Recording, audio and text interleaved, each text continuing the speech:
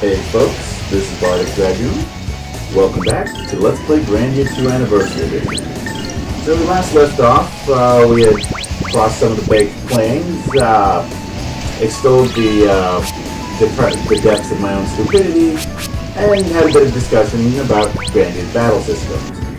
Particularly talking about how insanely broken the first game can be, and starting to talk about Grandia Extreme, which, like I said, like I was saying, Grandia Extreme, I mean, is like, it should be my favorite Grandia game on paper. It's all about the dungeons and the battles. I mean, I'd say just like the stories in Grandia, but it's like, I'm here for this one thing, and that's the game that provides that one thing and some. So, you know, that should be awesome. Except I just don't have that love for the game that I feel like I should. At least not after going back and playing. I remember it being a lot better when I originally played through it, but so much for that. But yeah, the one interesting thing it brought to the table though was team attacks. Like the team attacks probably is a bad word. Multi-text, basically like they're multi-text like from Chrono Trigger. You basically combine different characters and they could attack together. Admittedly, the idea didn't get as much use as it seemed like it would. But first, to interrupt that conversation, to wonder what the heck Rowan is so excited about.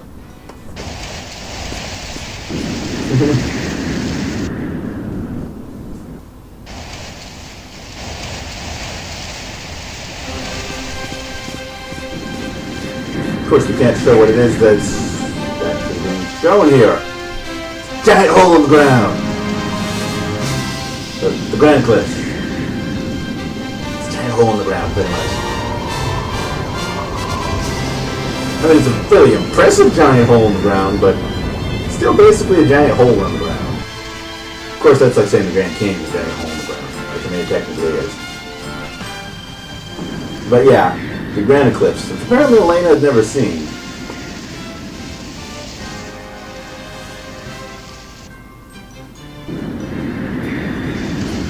And yet, still after all these years, they can't come up with a better name than the Battle of Good and Evil. You know, I really can't fault Rio for that one. It's the giant battle between pretty much God and the devil. It left giant scars across the land. You can't come up with more impressive than the Battle of Good and Evil. Oh, also this is a thing. But after all, we've got to figure out a way across the Grand Cliffs, so why not make a giant floating thing? Oh wait, it's got ropes. Okay, so the Skyway. You have to ride across it on the Grand Cliffs. Yep.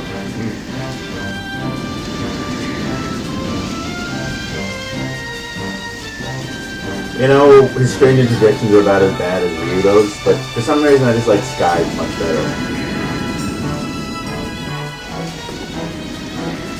And yep, time for another camping trip.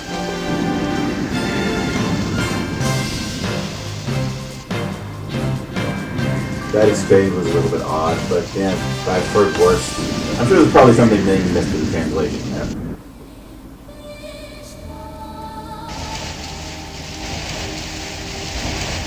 Admittedly, you probably don't want to walk off the Grand Cliffs. That seems like a bad idea.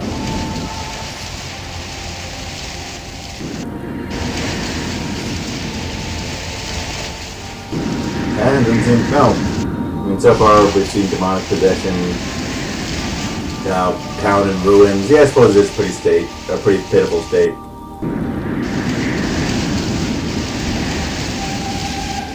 Weren't we just talking about the Battle of Good and Evil a little while ago? Bathed in the light of Lord Branus. And then Dalmar came and tried to take it from the people.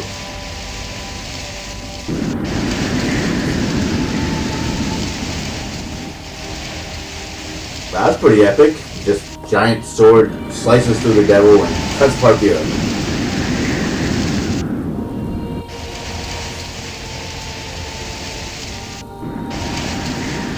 Yeah, I suppose if you have a giant sword like that, you should be careful where you play it, huh?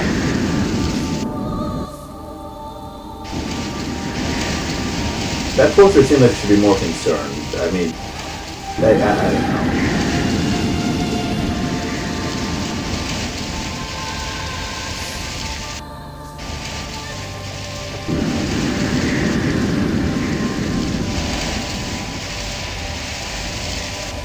Yeah, it seems like you can only go downhill from here. This is pretty dark and depressing already.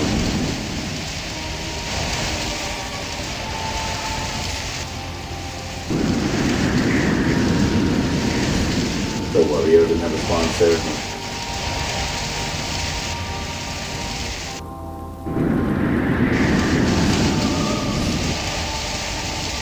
I'd say, Ryudo, difference is your turning sounds a lot better. I mean, Whirling Black Vortex of Doom, I mean, Darkness, it has a certain ring to it, but Whirling Black Vortex of Doom, that sounds pretty cool.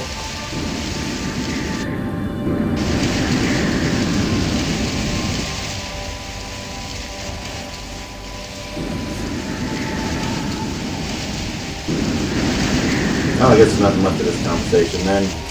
So I guess we'll call it a night then. Continue our adventures across the Baked Plains tomorrow, huh? By tomorrow, I mean in a few minutes when the game said it's tomorrow.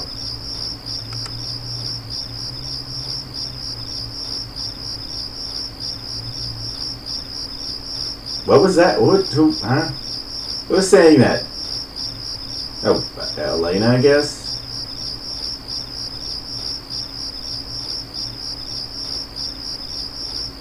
You know, until that last line there, that actually reminds me of the comic I was reading the other day. Pretty interesting, actually. Okay, I'm just going to change subjects then. Probably better that way. Probably shouldn't have said that. Let's change subjects.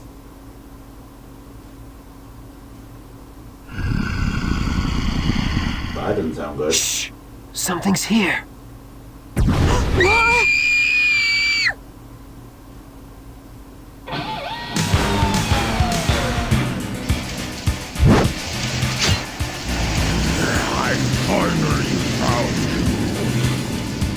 I'll teach you a lesson!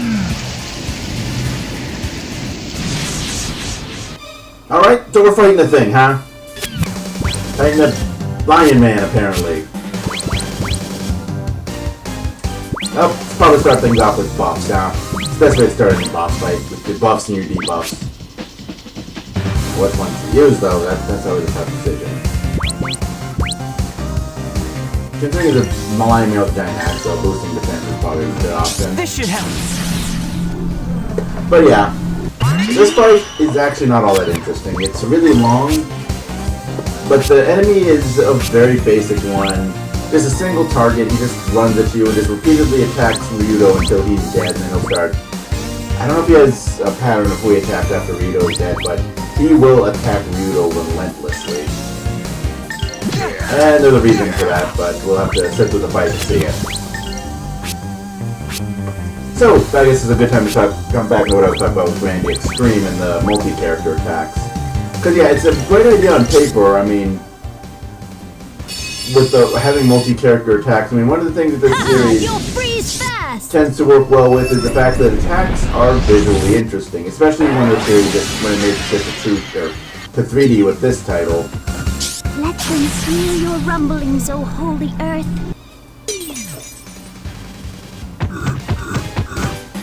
The problem is the fact that a lot of them, like, a lot of the abilities don't really go, like, 90% of the ones you learn early on. Yeah, that didn't work out right. A lot of the ones you have early on are just basically, you know, oh, let character A do a 5-hit combo. Now character B does a 7-hit combo. They don't really have a lot of panache or, you know, interest to them. There are admittedly some really cool ones that you can learn later on. Probably one of the better ones is kind of the game's, or the series, and its signature ability, Sky Dragon Slash. It's pretty much a special attack. Usually when you learn it, it's kind of plot related. But it basically is the main character special ability, does massive damage to everything. And they actually have 3 and you actually get in Grandia Extreme a 3-character version of it that... Damn it! This is the end? Yeah, like I said, he attacked you relentlessly, and I was being an idiot there. But you can actually get like one of the really more powerful multi-hit attacks. You actually have 3 swordsmen in the party. By the way, there was an achievement in this for using potions 100 times. So, you know, get another achievement pop-up reminder there. We haven't gotten it yet, though. I don't know if we will get it. But yeah, and you basically get all 3 of your swordsmen, even though only one of them knows Sky Dragon Slash. You actually get like this weird multi-character Sky Dragon Slash. It's like insanely cool and awesome. But yeah, the number of like multi-attack attacks that are really interesting is kind of minimal. And as I said already last video, the economy with SP and special abilities and all that in Grandia Extreme is just really stuff of nightmare. This doesn't put him to sleep, but you gotta admit, that is really cool to have that hit on counter. That's kinda awesome. But yeah, it doesn't put him to sleep, he still hits Elena. But now that Ryota's back, she has a different plan in mind.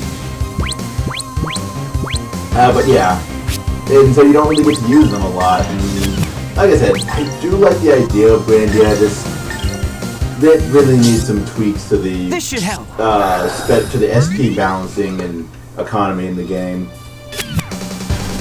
And I'm not like, I think, did I cancel this yet?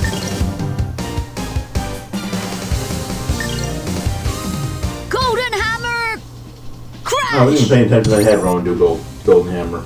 Yeah, whatever. Ready? Go! But yeah, like I said, the team attacks were an interesting idea, and I would like to, like, well, I mean, at this point we're a good 10 years out. I don't know, not quite 10 years, but quite a time away from Grandia 3 with no Grandia 4, even like whispers of it outside of internet rumors that have no basis to them.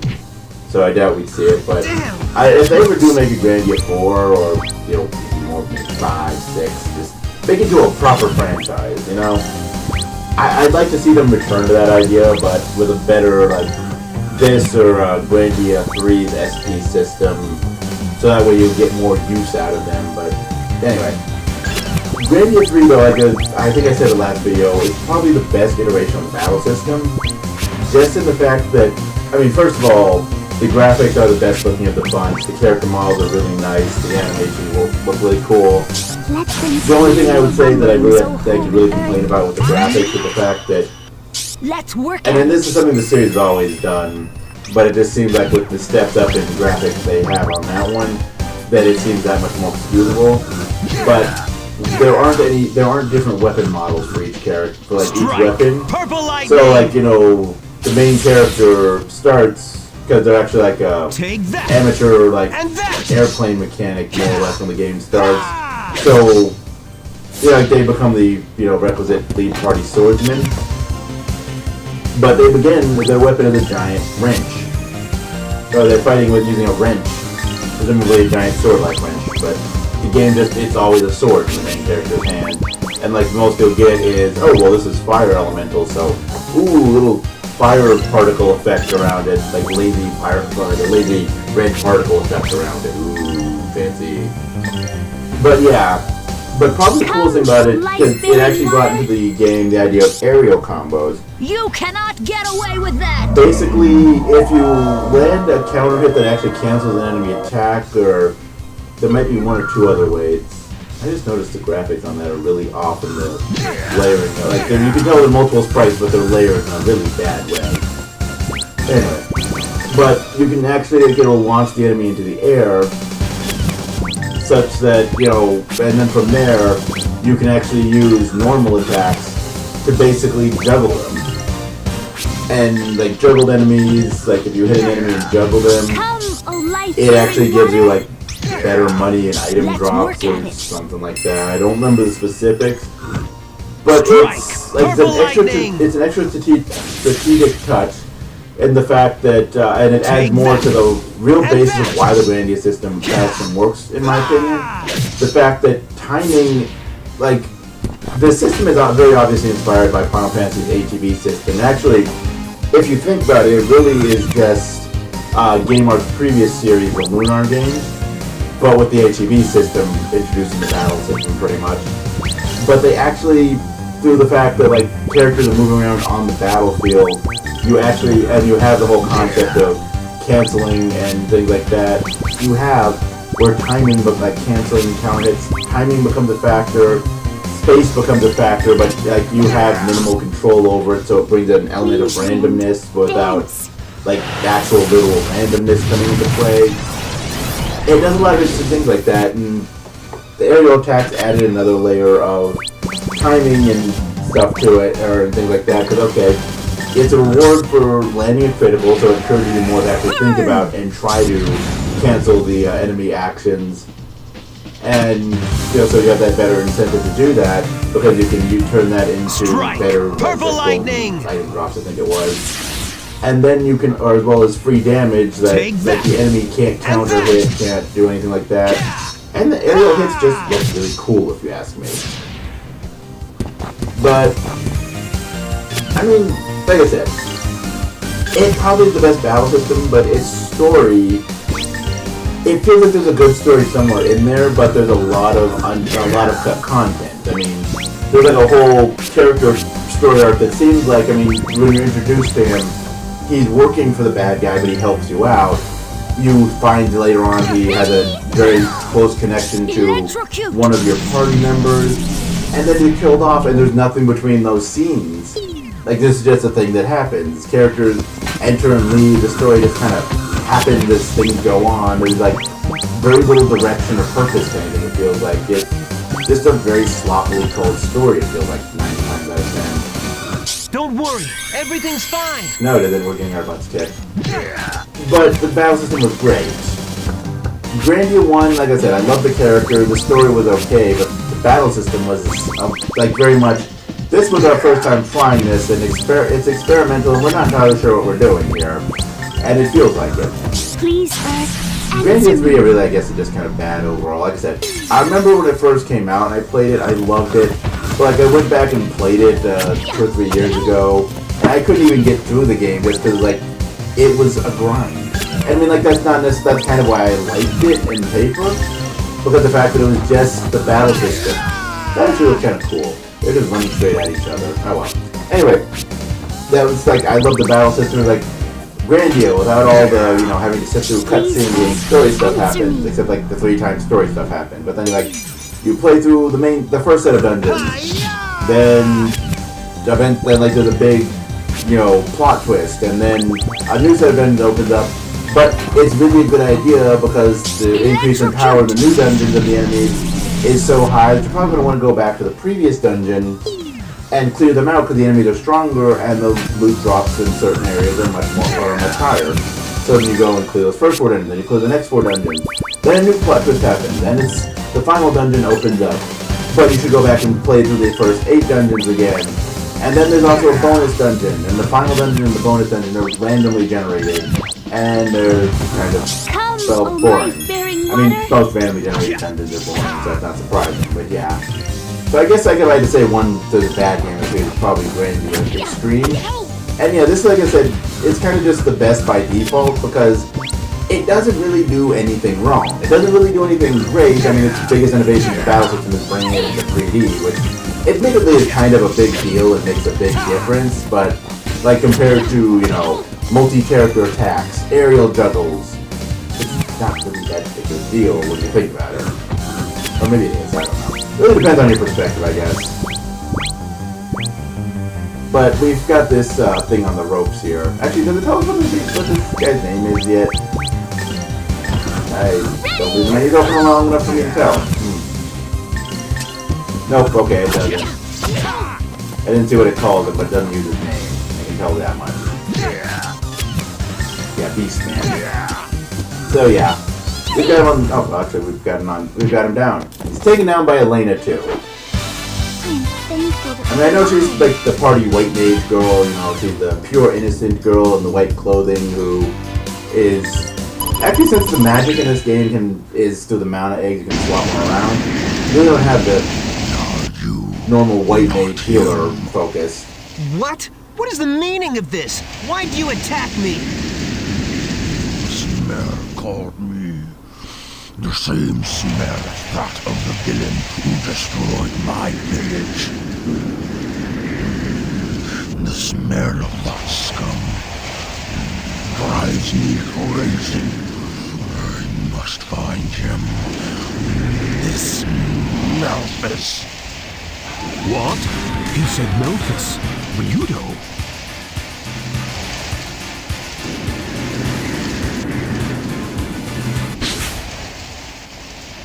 I smell like Memphis? Is that true? You know Memphis. I might. I see. Your smell does not have the dank smell of death. I had forgotten myself. Hey! You! My brother! Is Memphis alive? Memphis is a demon man, bringer of ruination. My name is Merrick. I'm sorry for attacking you.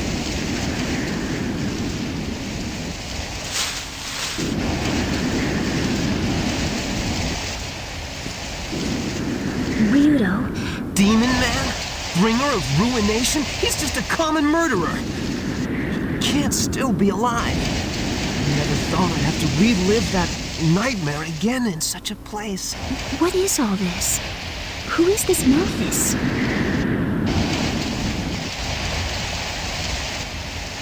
He's my brother.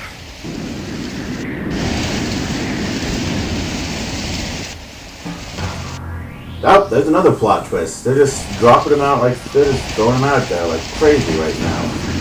But yeah, we're coming close to the end of this video, so I've kind of said my piece about the Grandia series. It's been kind of good versus bad. So I think this is going to be the end of this video here. Tune in next time where we get on with the story, I suppose. Until then, though, as always, later, folks. Also, what the heck is that noise? Kind of throwing off the audio mixing here. It just, I don't know, whatever. Later.